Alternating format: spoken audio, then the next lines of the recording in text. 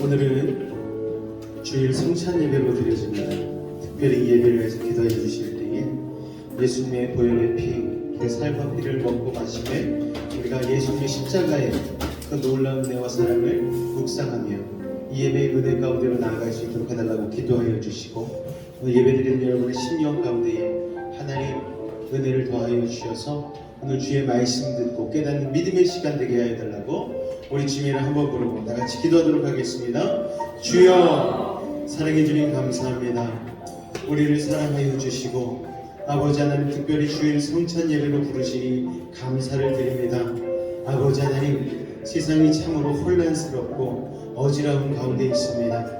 아버지, 코로나 바이러스의 위협으로부터 모두가 두려움 가운데 있지만 그럼에도 불구하고 오늘 예수님의 십자가의 능력 의지하기 위하여 오늘 이 자리 가운데 나왔사오니 아버지 하나님, 예수님의 보혈의 공로 의지하며 나아갈 때에 십자가의 능력으로 우리와 함께하여 주시옵고, 이 시간 예배를 통하여서 주님의 놀라운 사랑으로 말미암아 다시 한번 이 위기 가운데 일어설 수 있는, 회복되어질 수 있는 우리 모두가 되어질 수 있도록 은혜를 더하여 주옵소서.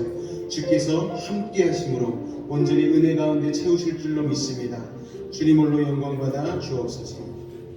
예수님 이름으로 기도하옵나이다. 아멘.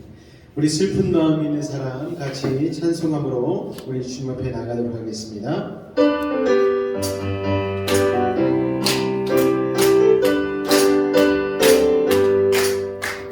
슬픈 마음 있는 사람 예수님을 믿으라. 영원토록 변함없네 기쁜 마음 얻으리.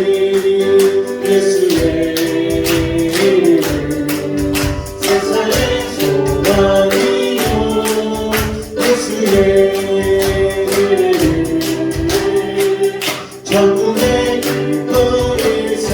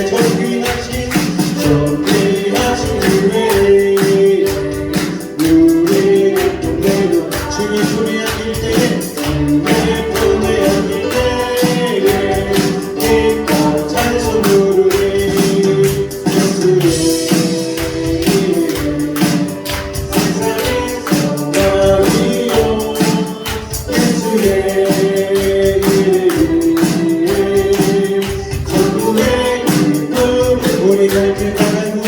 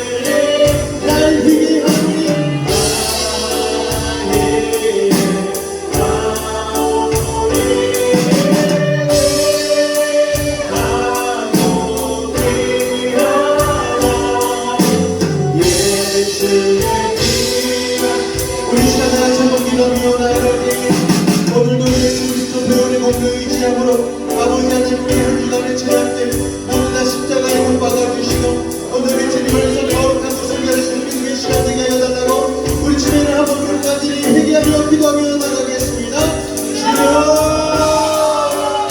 주님 예수의 이름의 피로 날 위하여 주시는 그 믿음을 고백하며 나갑니다. 아버지 하나님 세상 가운데서 아버지 하나님 주님의 뜻대로 산다 하지만 아버지 우리 어르신들과 부족함과 연약함을 위해서 아버지는 그걸로 세상만하여 몸에 살지 않았지요. 아버지 하나님 신부님 앞에 거룩하고 성결한 모습으로 아버지 변화되기를 원합니다. 예수의 보혈을 내리게 주시옵고 다시 한번 건강히 나갈 수 있는 가 되시며 아버지 시간 역사에 주셔서 믿음으로 바라보며 나갑니다. 아버지 하나님 예수의 보혈의 피로 우리들을 연결하게 해주시옵고 아버지 믿음을 받으며 나가게 하옵소서. 예수님 아버지 그 의자로 나갑니다. 아버지 하나님 예수님 사랑해 주시옵소서. 제 인생의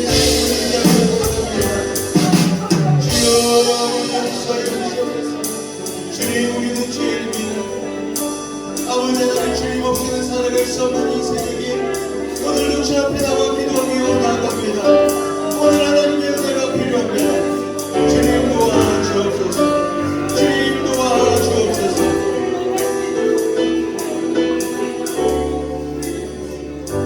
주 없이 살 수 없네 죄인의 구주여 그 귀한 보내 피로 날 구속하소. 구주의 사랑으로 구주의 사랑으로 흘리신 보혈이 내 소망 가리리로 내 영원 됩니다. 주 없이 살 나 혼자 못 섭니다. 주님 나 혼자 못 서 힘없고 부족합니다. 주님 힘없고 부족하며 지혜도 없구나. 내 주 나의 생명 또 나의 힘이라 주님을 의지하며 지혜를 얻으리.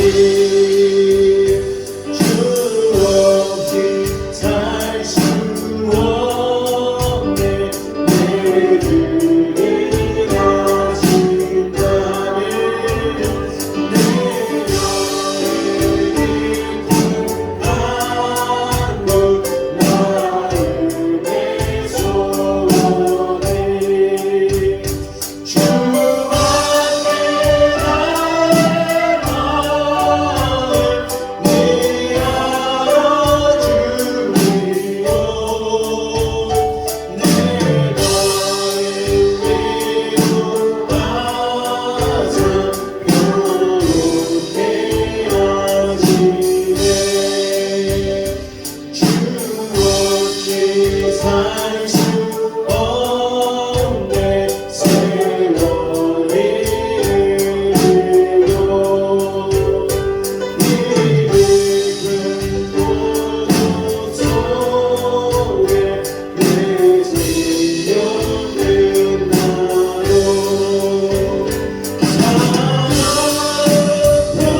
나에게 날 이끌으시니 내 곁에 계신 주님 늘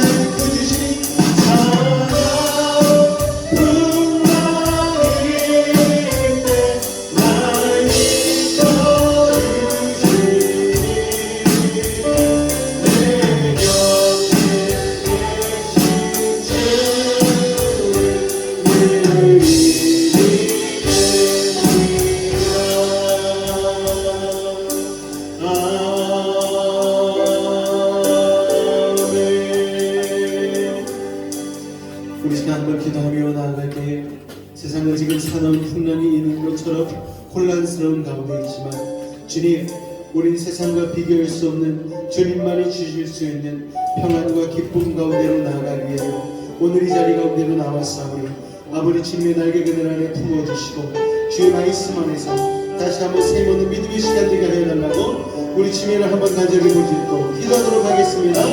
주여 사랑해 주님 감사합니다. 오늘도 우리를 사랑하여 주시고 아버지 주님 믿는 믿음 안에서 아버지 하나님 주님의 날개 그늘 안에 품어주시니 감사합니다. 오늘 믿음으로 주님 바라보며 나아가며 주의 은혜를 더하여 주옵소서. 주님 안에서 온전히 승리케 하여 주옵소서. 주님 감사합니다. 우리의 예배를 받아 주옵소서. 예수님으로 감사하며 기도하옵나이다. 사도신경으로 우리 신앙을 주님 앞에 고백하도록 하겠습니다. 나는 전능하신 아버지 하나님 천지의 창조주를 믿습니다. 나는 그의 유일하신 아들 우리 주 예수 그리스도를 믿습니다. 그는 성령으로 잉태되어 동정녀 마리아에게서 나시고 본디오 빌라도에게 고난을 받아 십자가에 못 박혀 죽으시고 장사된 지 사흘 만에 죽은 자 가운데서 다시 살아나셨으며 하늘에 오르시어 전능하신 아버지 하나님 우편에 앉아 계시다가 거기로부터 살아있는 자와 죽은 자를 심판하러 오십니다. 나는 성령을 믿으며 거룩한 공교회와 성도의 교제와 죄를 용서받는 것과 몸의 부활과 영생을 믿습니다. 아멘. 제가 교회를 다니면서 예수를 만나기 전까지는 크리스찬이란 말을 감히 못했어요. 왜냐면 썬데이 크리스찬도 안 됐어요. 예배당에 들어가 있는 그 한 시간만 크리스찬이었어요. 그리고 제가 끝까지 못 끊었던 게 술이었어요.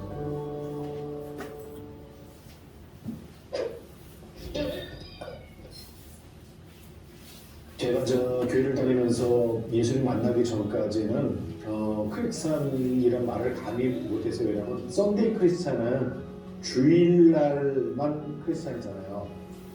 예배당에 들어가 있는 그 한 시간만 크리스찬이었어요. 마음은 뭐 똑같이.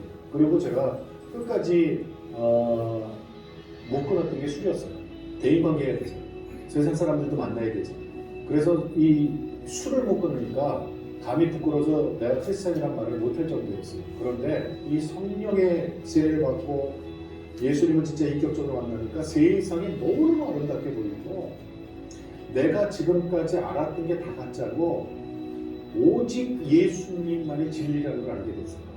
그렇게 뭐 그때는 술이 하루아침에 끊어지고 뭐 술, 담배 말할 것도 없고 하루아침에 끊어지고 그리고 또 한 가지는 세상 사람들이죠. 저하고 이해관계가 있어서 만났던 세상 사람들을 다 끊어줘요. 그리고 나서 이 주 안에서 공동체가 새로 생겨요. 그분들과의 교제가 시작돼요. 특히 우리 남자 성도님들이 신앙생활하면서 가장 두려워하는 부분이 이 부분인 거예요. 그래서 저는 교회 집회 가서도 그분들에게 자신 있게 왜 내가 겪어봤습니다. 여러분 겁내지 마십시오. 여러분 세상 사람들 끊는다고 하나님이 여러분 안 끊습니다. 하나님이 기뻐하지 않는 거래, 하나님이 기뻐하지 않는 그런 교제가 있다면 과감하게 잘라내십시오. 그러면 세상에서 낙동강 오려야 된다고요? 아닙니다. 여러분 안 해보셨잖아요. 또 다른 귀한 사람들을 준비해 놓고 계십니다. 거기로 옮기십니다. 참 기쁨이 그들하고 있습니다. 그렇게 변하는 거죠. 그게 바로 CTS예요. 내가 매일 기쁘게를 통해서 만나서 그 함께 하시는 선교사님들, 목사님들, 우리 크리스찬들을 만나서 얘기 나누고 간증 나눌 때 보면 정말 막 그 성령의 은혜가 내려요. 성령의 은혜가. 우리의 수고로 이게 정말 하나님 나라가 확장이 되고 그리고 하나님께 영광 돌리는 시간을 만든다고 생각하니까 우리 스태프들 다 하나하나가 너무너무 귀한 거예요. 저는 평생 한 게 방송이잖아요. 내가 KBS에 입사해서 SBS 창사 멤버를 받다가 그러니까 세상 방송 뭐 스타 소리도 들어보고 국민의 소리도 들어봤지만 그때 했던 그 방송과 이 선교기관인 세계를 교구로 하는 순수 복음방송을 전하는 CTS에서 방송하고는 차이가 기쁨으로 달려오는 거고 저기서는 수입을 위해서 일을 해요. 하나님을 전하고 예수님을 전할 수 있고 성령의 은혜를 받을 수 있는 이 방송 여기에 하나님이 저를 써주신다는 게 나는 정말 있잖아요. 자다가도 깜짝깜짝 놀래 너무 좋아. 우리 혜원이에 대해서 궁금해하시는 분들이 많이 계세요. 우리 혜원이는 지금 캐나다에 있어요. 얘가 아까 후유증이 있었다 그랬잖아요. 그것 때문에 한국에서 놀림을 많이 받았어요. 오른쪽 얼굴, 왼쪽 얼굴이 바란스가 안 맞아갖고 왼쪽이 계속 깜빡깜빡깜빡 그러니까 찌그리찌그리라는 별명을 갖고 아이들이 막 놀리고 그랬어요. 그걸 듣는 애비 엄마의 마음은 어떻겠어요. 그래서 캐나다로 조기 유학을 우리 딸을 둘이 보냈고 거기서 잘 성장을 해줬어요. 거기 캐나다 밴쿠버 헤브론 교회에서 아주 신앙생활 잘하고 그 교회에서 정말 잘 키워주셔서 그리고 지금 우리 딸은 20살 됐을 때 하나님이 얼굴을 이게 이제 그 깜빡깜빡하던 그 후유증을 싹 낫게 해주셨어요. 할렐루야.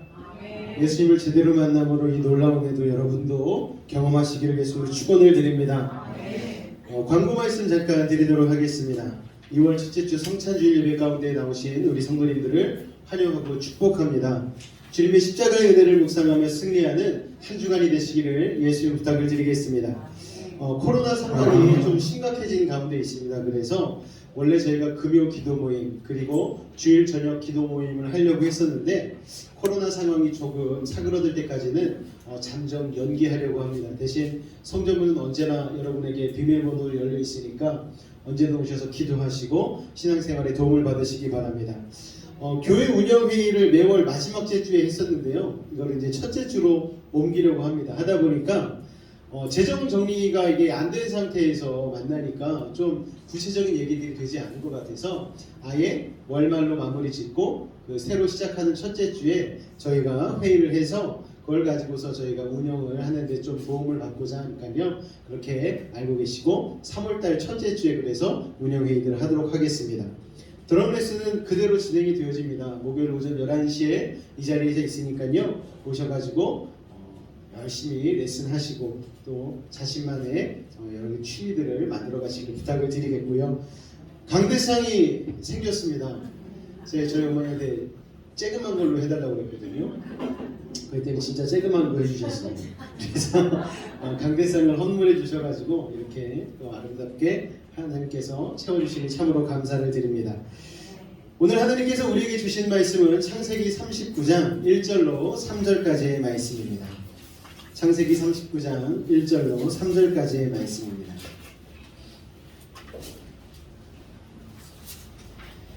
창세기 39장 1절로 3절까지의 말씀을 우리 같이 목소리 내어서 읽도록 하겠습니다. 시작! 요셉이 이끌려 애굽에 내려가매 바로의 신하 치미대장 애굽 사람 보디발이 그를 그리로 데려간 이스마엘 사람의 손에서 요셉을 사니라. 여호와께서 요셉과 함께 하심으로 그가 형통한 자가 되어 그의 주인 애굽 사람의 집에 있으니 그의 주인이 여호와께서 그와 함께 하심을 보며 또 여호와께서 그의 범사에 형통하게 하심을 보았더라. 아멘. 할렐루야. 우리 앞으로 한번 인사하도록 하겠습니다. 만나서 반갑습니다. 한번 이렇게 인사하겠습니다. 할렐루야. 만나서 반갑습니다. 할렐루야. 교회 다니는 부모님들에게 묻습니다. 내 자녀가 닮았으면 하는 성경 인물 하면은 딱 떠오르는 인물들이 있어요. 누군가요, 여러분? 요셉, 그리고 다니엘, 다윗, 어떤 분은 모세, 이렇게 얘기하시는 분들이 있습니다. 그 중에서도 꼽으라고 하면 우리가 요셉과 다니엘을 꼽을 수가 있겠죠. 왜 닮기 원하느냐라고 이렇게 물으면 믿음으로 자라서 세상 사람들이 볼 때도 큰 인물이 되지 않았습니까? 총리. 총리가 됐습니다. 이 요셉과 다니엘의 공통점이 있습니다. 그건 바로 젊은 나이에 큰 나라의 총리가 되었다라는 거예요. 생각해 보십시오. 우리나라에서 분명 태어났는데 미국으로 이민을 가서 미국에서 상원 의원을 거쳐서 부통령, 심지어 대통령이 됐다라고 생각을 해보십시오. 이게 얼마나 대단한 일입니까?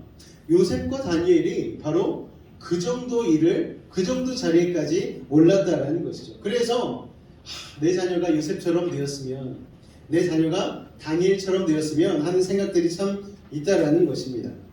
요셉은요, 애굽, 지금으로 말하자면 이집트의 총리였고, 다니엘은 메대와 바사의 총리였습니다. 지금으로 말하자면 페르시아라는 나라의 총리라고 할 수가 있죠. 젊을 때 총리가 된 것도 공통점이고요.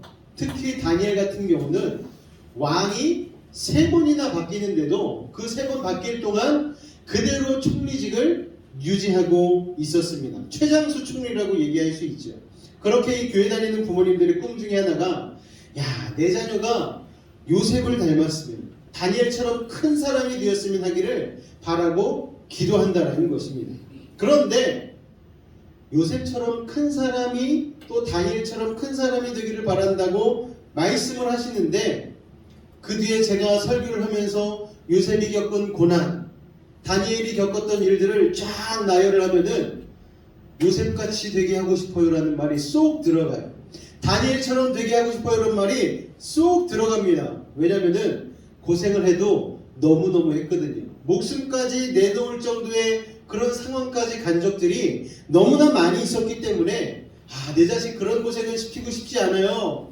그냥 요셉의 자리, 그리고 다니엘의 자리, 그 총리 자리, 요것만 했으면 좋겠어요 라고 얘기하시는 부모님들이 거의 대부분이라는 거죠. 부모님들의 마음을 이해 못하는 것은 아닙니다. 그러나 그 마음속에 우리도 모르게 교회 안에서 세상적인 자리와 복을 은근히 바라며 그런 것들을 주입시키고 있진 않았는지 한번 생각해 봐야 된다는 것이죠. 신앙생활을 하면서도요, 세상 가운데 살다 보니까 우리가 요셉과 다니엘을 볼 때도 요셉과 다니엘의 신앙과 믿음을 보는 것이 아니고 그 자리를 보고 그 부와 명예를 바라볼 때가 있다라는 것입니다. 사랑하는 여러분, 첫째 주, 1월 첫째 주부터 시작해서 지금까지 우리가 큰 주제로는요, 너는 복이 될지라 라는 주제로 달려왔습니다. 그래서 오늘 말씀의 제목이 뭐죠, 여러분? 함께 하심이 복입니다 라는 제목으로 은혜를 나누게 되어집니다. 자, 복이 된 사람, 복의 근원과 같은 사람은 어떤 복을 가지고 살아야 되는지, 그리고 어떤 복을 가지고 사는 사람이 진짜 복된 사람인지를 오늘 말씀을 통해서 깨닫는 시간이 되시기를 예수님 이름으로 축원을 드립니다. 할렐루야. 창세기 37장 2절에 보면요, 이런 말씀으로 시작을 하고 있습니다. 다 같이 이 부분만 읽어볼까요? 시작. 요셉이 17세의 소년으로서 라고 말씀을 하고 있죠. 성경에 보면요, 요셉의 17세 이전의 삶은 기록되어져 있지 않습니다. 여러분, 다만 알 수 있는 것은 무엇이냐면 요셉이 아버지 야곱으로부터 무척이나 사랑을 받으며 자랐다라는 거예요. 그 사실은 창세기 37장 3절을 보면 알 수가 있습니다. 다 같이 한번 읽어볼까요? 시작. 요셉은 노년에 얻은 아들이므로 이스라엘의 여러 아들들보다 그를 더 사랑하므로 그를 위하여 채색 옷을 지었더니. 아멘. 야곱이 사랑했던 아내는 누구였습니까? 레아가 아니고 라헬이었죠. 7년을 수일같이 여기며 종처럼 일해서 얻은 아내 라헬. 그런데 라헬이요, 아이를 낳지 못하는 불임 상황 가운데 있었죠. 그런데 하나님 앞에 간절히 구하니 하나님께서 그 기도를 들으시고 라헬에게도 아들을 허락하여 주셨습니다. 그래서 낳은, 사랑하는 라헬에게서 낳은 첫째 아들이 누구라고요? 요셉이었어요. 물론 레아에게서 낳은 아들들도 여럿이 있었지만 야곱은 특히나 사랑하는 아내에게서 낳은 요셉이 귀할 수밖에 없었던 것 같습니다. 그런데 그 사랑이 너무 과도했어요. 균형 감각을 잃어버리고 말았습니다. 그 사랑이 편애로 변질되고 말았습니다. 다른 형제들이 요셉을 시기하고 질투해요. 그런 결과를 낳아버리고 말았습니다. 37장 4절과 5절에 보니까 이렇게 말씀하고 있습니다.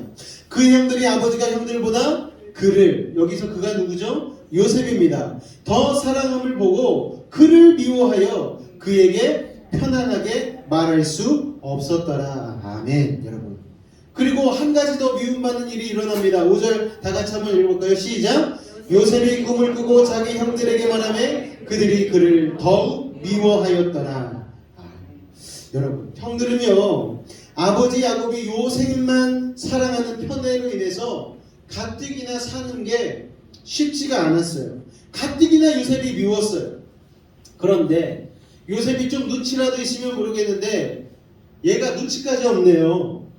자신이 꾼 꿈의 내용, 정말 황당무계한 꿈의 내용을 형들에게 자랑스럽게 이야기합니다. 그 꿈의 내용인 즉 이렇습니다. 두 가지 꿈인데요. 첫 번째 꿈은 요셉이 밭에서 곡식단을 묶었는데 형들이 묶은 곡식의 단들이 자신의 단에게 와서 꾹뻑 절을 하는 거예요. 그것을 꿈으로 꾸고서 형들에게 얘기를 하니까 형들이 기분이 좋겠습니까? 기분이 안 좋았어요. 기분이 안 좋은데도 말은 못했어요. 그런데 요셉이 또 꿈을 꾸었습니다. 이번에는 해와 달과 11별이 요셉에게 꾹뻑 절을 하는 꿈을 꿨어요. 자, 이번에는 형들이 기회를 잡았습니다. 왜요? 아까는 자신의 곡식들 단들만 요셉의 단에 가서 절을 했는데 이번에는 해와 달과 11별이니까 여기에 누가 낀 거예요? 어머니 아버지가 꼈잖아요. 기회다. 어머니 아버지에게 얘기하면 어머니 아버지도 심기가 불편하시겠지. 그럼 요셉을 혼내시겠지. 그렇게 생각을 하고 어머니 아버지에게 고자질합니다. 요셉이요, 이런 꿈을 꿨다고 얘기합니다. 그런데 야곱은요, 아무 말이 없었어요. 그래? 물론 마음속으로 생각은 했어요. 하지만 겉으로 내색을 하고 불편한 기색을 표현을 하진 않았습니다. 참 형들 입장에서는요, 난처하고 기가 막힐 노릇입니다. 현실에서도 요셉을 함부로 하지 못하면 답답한 형들인데 꿈으로까지 요셉에게 절을 한다고 하는 무시를 당하니까 요셉을 향한 미움이 불과 같이 일어나는 거예요. 여러분, 요셉은 또한 옷도 특이하게 특별한 옷을 입었잖아요. 무슨 옷? 채색 옷을 입었습니다. 그 당시에 채색 옷은요, 아무나 입을 수 있는 옷이 아니었어요. 그런데 야곱은 아들에게 채색 옷을 입혔습니다. 채색 옷을 입힌 이유는 무엇입니까, 여러분? 채색 옷을 입으면 험한 일을 할 수가 없어요.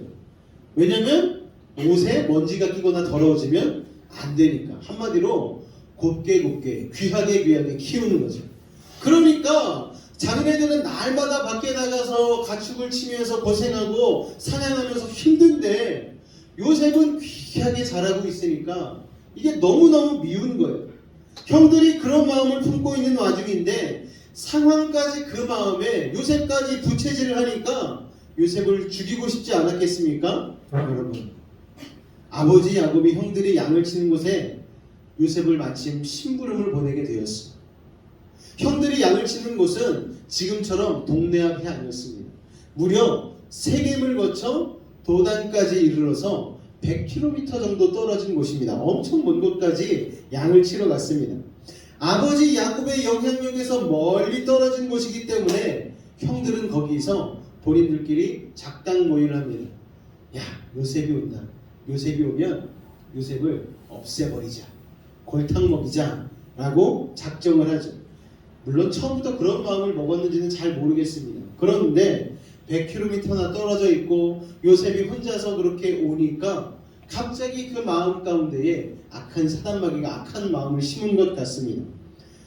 요셉이 동상이라는 생독은 온데간데 없어지고 아버지 야곱의 사랑을 독취하지 않은 존재라는 생각만으로 요셉을 대하게 되었죠.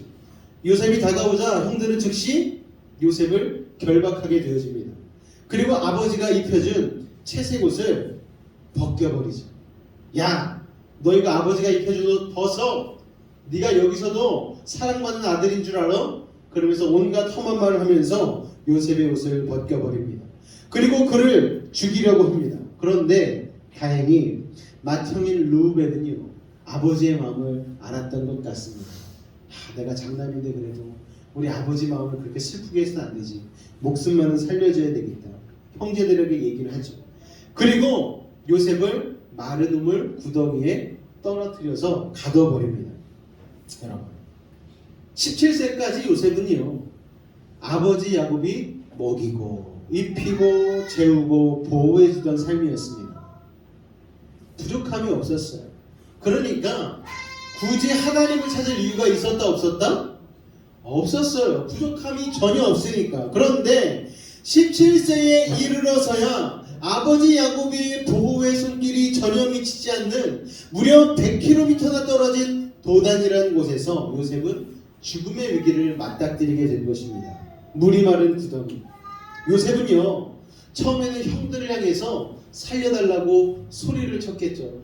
형, 용서해 주세요. 제가 눈치가 없었어요. 앞으로는 그러지 않을게요. 한 번만 살려주세요. 용서도 빌었겠죠. 그리고 아버지의 이름을 부르지 않았겠습니까? 형들을 부르다가 안 되니까 아버지, 저 좀 도와주세요. 저 좀 살려주세요. 아버지가 사랑하는 요셉이 구덩이에 떨어졌습니다. 갇혀 있습니다. 그런데 아무리 소리를 질러봤자 소용이 없어요. 왜요? 아버지는 저 멀리 100km나 떨어진 고향 땅에 있었기 때문입니다. 목이 쉬었어요. 더 이상 소리를 낼 수도 없는 상황이 되었습니다. 어둠이 깔리고 짙은 어둠이 요셉을 덮어버리게 되었습니다.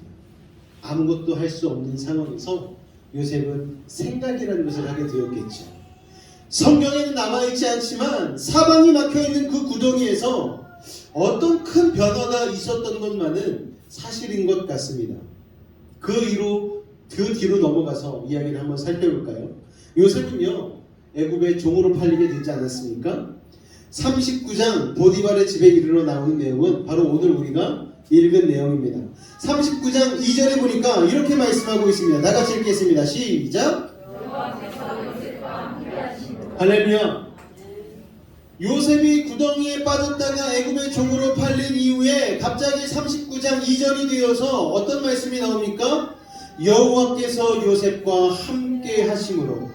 17세 이전까지는 여호와 하나님과 함께한 것이 한 번도 없었던 요셉이 갑자기 39장 2절에 이르러서 여호와께서 요셉과 함께 하심으로라는 대답이 나오는 거예요. 할렐루야 여러분. 구덩이에서 분명히 무슨 일이 있었던 거예요. 그 짧은 사이에 요셉은 생각을 하게 되었지. 여러분. 살려달라는 부르짖음을 아무도 들어주지 않는 그 어두운 구덩이 속에서 인에 지쳐서 멍하니 하늘을 바라봤겠죠. 그랬더니 자신이 예전에 꿈꿨던 해와 달과 11별이 보이지 않았겠습니까? 그리고 이윽고 요셉은 자신의 아버지 야곱이 의지했던 여호와 하나님이 생각이 났을 거예요. 요셉은 기도했겠죠. 한 번도 해본 적이 없었던 그 기도를 요셉은 그때서야 서투른 언어로 하나님 앞에 기도하기 시작합니다. 하나님, 저는 잘 모르겠지만요, 아브라함의 하나님, 이삭의 하나님, 아버지 야곱의 하나님, 형들에게 그리고 아버지에게 살려달라고 부르짖어 봤지만 아무도 대답해 주질 않습니다. 잘은 모르겠지만 환난과 핍박 가운데에서 아버지를 지켜주셨던 여호와 하나님께 기도합니다. 하나님, 저 살려주세요. 제가 지금까지 의지하고 믿어왔던 그리고 붙들어왔던 아버지 야곱이 아닌 여호와 하나님을 의지하며 기도합니다. 여호와 하나님을 제 삶의 보호자로 그리고 주인으로 삼고 살아가겠습니다. 사방이 막혀있는 이 구덩이에서 저를 구원하실 분은 제 형들도 아니고 아버지 야곱도 아니고 하나님 한 분뿐임을 제가 이제야 깨달았습니다. 하나님, 저와 함께 해주세요. 사랑하는 성도 여러분, 인생의 최대 위기인 죽음의 구덩이에서 요셉은요, 자신의 진짜 보호자는 하나님이심을 깨닫게 되었다는 거예요. 그리고 그 깨달음 가운데 부르짖자 여호와 하나님은 요셉을 찾아와 주셨습니다. 아니, 원래 요셉과 함께 하셨는데 요셉이 그제서야 세상적인 눈의 비늘이 벗어지고 자신의 삶을 주관하고 계신 하나님을 발견하게 된 것입니다. 할렐루야. 요셉은 그렇게 17세에 이르러서야 제대로 된 믿음의 사람으로 눈을 뜨게 된 것이죠. 아버지 야곱이 아닌 주님과 함께하는 삶을 살게 된 것입니다. 그래서 성경에서는요, 요셉의 17세 때의 사건을 매우 중점적으로 다루면서 기록하고 있는 것 아니겠습니까? 하나님이 함께하신 그 타이밍부터 여러분. 더군다나 그렇게 변화한 뒤 요셉이 주님과 함께하는 삶은요, 요셉만 느낀 게 아니었어요. 요셉의 주변인들도 요셉의 여호와께서 함께 하심을 보았다라고 성경은 기록하고 있습니다. 창세기 39장 3절 말씀입니다. 다 같이 한번 읽어보겠습니다. 시작. 그의 주인이 여호와께서 그와 함께 하심을 보며 또 여호와께서 그의 범사에 형통하게 하심을 보았더라. 아멘. 오늘 이 말씀을 듣고 있는 여러분은 하나님과 함께 하고 계십니까? 질문을 바꿔서요, 여러분. 여러분이 하나님과 함께 하고 계심을 여러분들의 주변인들이, 여러분의 가족들이, 여러분의 이웃들이 인정하고 계십니까? 여러분. 우리가 스스로 은혜 받아서 하나님이 나와 함께 하시는구나 라고 느낄 수는 있지만 주변인들이 나의 삶을 보고 저 사람은 정말 하나님이 함께 하시는가 봐, 이런 얘기가 나오기는 쉽지가 않다라는 거죠. 사랑하는 여수베이직교회 성도 여러분, 주위의 사람들로부터 하나님의 함께 하심을 보여줄 수 있는 믿음의 복을 받으시기를 예수님의 이름으로 축원을 드립니다. 할렐루야. 많은 이들이요, 요셉의 축복받은 시기를 총리가 되었을 때라고 잘못 알고 있어요. 그런데 진짜 요셉의 복의 시작은 언제부터입니까? 구덩이에서부터 시작인 거예요. 그때 하나님의 이름을 부르며 하나님이 나와 함께 하심을 고백한 그 순간부터 하나님께 자신의 모든 삶을 내어 맡김으로 상황과 환경을 뛰어넘는 놀라운 믿음을 소유하게 되었다라는 거예요. 그러니까 애굽의 종으로 팔려갔을 때도 요셉은 어땠습니까? 거기에서 하나님의 함께 하심을 주변인들에게 영향력을 끼치게 되지 않았겠습니까? 사랑하는 성도 여러분, 하나님과 함께하는 것 자체가 진정한 복임을 깨닫는 믿음의 성도가 되시기를 예수님으로 축원을 드립니다. 그렇게 요셉은 삶의 여러 가지 고난을 맞닥뜨리게 되어지죠. 구덩이에서, 보디발의 집으로, 보디발의 집에서 또 역경과 환난을 겪어서 감옥에 갇히게 되어지고, 여러분, 상황과 환경은 정말 복받은 사람이라 말할 수 없는 비참한 상황이었지만 영적인 상태는 어땠습니까? 하나님이 함께 하시는 상황이었다는 거예요. 할렐루야. 그러니까 높은 데 있으나 낮은 데 있으나 어려운 데 있으나 평안 안에 처해 있으나 우리가 하나님께 함께하는 것이 복이지 그 상황 자체가 여러분 우리에게 복을 갖다 주는 것이 아님을 깨달으시기를 예수님으로 축원을 드립니다. 할렐루야. 그 모든 상황과 환경 가운데 요셉을 따라다니는 말은 여호와께서 요셉과 함께 하심으로 했다는 거예요. 그러니까 진짜 복은 요셉이 총리가 된 것이 아니라 구덩이든 종노릇을 하든 감옥에 갇히든 여호와 하나님이 요셉과 함께 하셨다는 것이 요셉에게 진짜 복이었다는 사실입니다. 요셉은요, 총리가 되기 위해서 하나님과 함께하는 게 아니에요. 교회 안에서 출세하기 위해서, 부자가 되기 위해서, 만사에 형통하기 위해서 우리가 하나님을 찬양하고 예배하는 것이 아닙니다, 여러분. 하나님을 사랑하는 마음으로 예배하다 보니, 찬양하다 보니, 하나님 말씀대로 순종하다 보니 은혜가 임하고 복이 임하고 형통해지는 것이죠. 비슷한 것 같은데 이 순서가 바뀌면 안 되는 거예요. 앞으로 요셉을 보실 때 총리가 된 것에 집중하지 마시기 바랍니다. 그러면 속는 거예요. 여호와께서 요셉과 함께 하심으로 이 메시지를 중점적으로 보시기 바랍니다. 그리고 여기에 여러분의 이름을 대입하시기 바랍니다. 경원과 하나님께서 함께 하십니다. 할렐루야. 자, 자신의 이름을 넣어서 한번 읽어보겠습니다. 여호와께서 경원과 함께 하심으로. 할렐루야. 그런 믿음의 삶이 되시기를 예수를 축원을 드립니다. 상황이 어렵잖아요. 코로나로 인하여서 갈수록 확진자가 늘어가니까 이상하게 불안해요. 이상하게 두려워요. 그리고 뉴스에서는 고등학생 한 명이 2차까지 주사를 맞았는데 결국에는 사망했다 막 이런 소식이 막 들려오니까 예전에는 누가 죽어도 우리가 알지도 못했잖아요. 언론이나 뉴스가 너무 발달하다 보니까 누구 발톱 깎은 것까지 다 나와요. 그러다 보니까 듣는 것 때문에 우리가 참 민감해지고 예민해집니다. 여러분, 그러나 우리의 생사화복은 누구에게 달렸다? 맞습니다. 하나님께 달렸습니다. 하나님이 함께 하시면 우리의 모든 생사화복의 순간들이 하나님께는 영광이요, 우리의 삶 가운데는 천국으로 계속 뒤바뀌어진다는 사실을 여러분 기억하시기 바랍니다. 드러나는 현상에 현혹되지 마시기 바랍니다. 본질엔 믿음에 집중하시길 바랍니다. 그리고 하나님께 집중하시길 바랍니다. 저는 여러분이 무엇보다 요셉과 같이 하나님과 함께하는 삶을 욕심내셨으면 좋겠습니다. 삶은요, 비행기랑 똑같아요. 올라갈 때가 있는가 하면 내려갈 때가 있는 거예요. 잘못해서 내려가나요? 아니요, 인생은 누구나 다 똑같습니다. 올라갈 때가 있는가 하면 내려갈 때가 있어요. 바닥을 칠 때도 있습니다. 그런데 뭐가 중요하다고요? 올라갈 때나 내려갈 때나 여호와 하나님과 함께하는 것. 할렐루야. 내려가니까 하나님, 저 하나님 안 믿을래요. 제가 하나님 이러자고 믿었습니까? 하나님? 올라가게만 해주셔야죠. 다른 사람들은 다 올라가는 것 같아. 왜 저만 내려갑니까? 아니요, 여러분. 인생은 다 똑같아요. 그냥 다른 사람들은 잘 될 때만 우리에게 보여주는 거예요. SNS나 인스타그램 이런데 잘 먹고 잘 사는 모습 엄청 올라오잖아요. 예전에 카카오 스토리 이런데도 잘 사는 모습이, 저 친구는 진짜 잘 산다.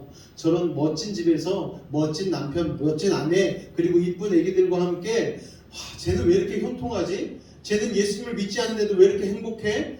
떵떵거리며 살아? 근데 막상 통화해보면요, 힘들어. 겉으로는 그렇게 살아도 나 무지고생하고 있어. 내 마음에 근심 걱정이 너무 많아.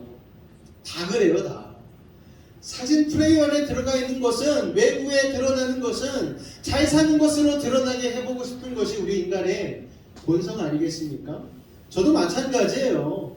카카오톡 프로필에 보면은요, 그저 형통하게 보이고 그저 잘 사는 것처럼 보입니다. 그런데 그렇지 않아요. 늘 삶의 위기가 순간순간 찾아오게 된다는 거예요. 여러분, 다 안 아픈 것 같죠? 우리 앞에 있는 하진이도 아프다니까요. 가끔씩 쑤셔요. 우리 저 어린아이 성진이도 아프다고 가끔 뒷목 잡을 때 있어요. 인생은 다 똑같습니다. 질병이 있는 자나 없는 자나, 돈이 있는 자나 없는 자나, 모든 상황과 환경이 다 올라갔다 내려갔다 올라갔다 내려갔다 하는 거예요. 중요한 건 뭐라고요? 상황과 환경에 상관없이 여호와 하나님과 함께하는 것. 할렐루야. 그것이 우리의 믿음에 정말로 필요한 줄로 믿습니다. 요셉이 그랬어요. 요셉의 이야기가 총리가 되어 행복하게 살았더라. 이렇게 끝나면은요, 여러분, 참 우리는 요셉을 부러워할 수밖에 없지 않겠습니까? 그런데 그렇지도 않아요. 요셉도 마음고생 참 많이 했습니다. 자신의 가족들을 애국으로 다 고센 땅으로 이사를 시켜가지고 와가지고서는 얼마나 신경 쓰며 살았겠어요, 여러분. 더군다나 자기가 1등이 아니잖아요, 지금. 자기 위에 바로 왕이 한 명 있지 않습니까? 그 왕 눈치 보면서 그 수많은 식솔들을 먹여 살리느라고 얼마나 눈치 보면서 신경 쓰면서 살았겠어요. 그런데 그런 상황에서 하나님과 함께하였기에 요셉은 마지막 순간까지 하나님을 예배하는 예배자로 살 수가 있었다는 것입니다. 할렐루야.